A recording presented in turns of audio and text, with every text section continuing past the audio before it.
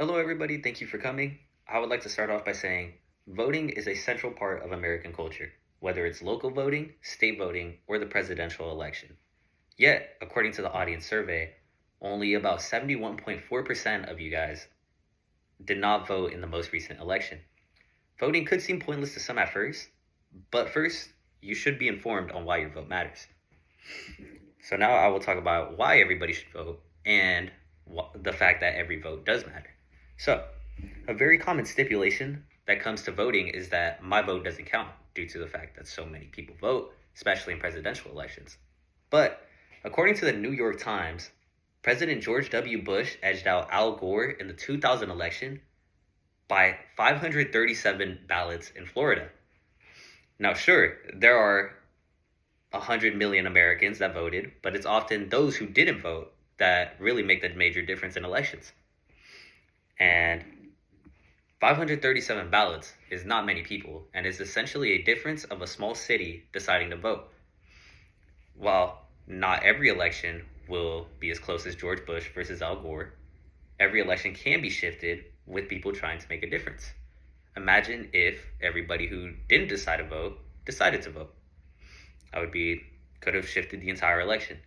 Now, according to the 2024 census, around 65.3% of Americans who were of voting age voted in the 2024 election. That's around 81 million Americans who could have voted that didn't, which could be a giant swing and could get a lot more people's voices and opinions. Now, voting is more than just picking people in power. It can change your daily life, such as gas and bills. As stated by McDonald from Rise Health, Trump just recently passed a bill called the One Big Beautiful Bill, which had a lot of controversy. That removes medical care for low-income or unemployed families who don't work a minimum of 80 hours per month.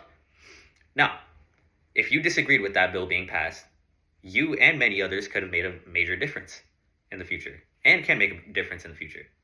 However, the One Big Beautiful Bill is just one instance of many laws that get passed all the time.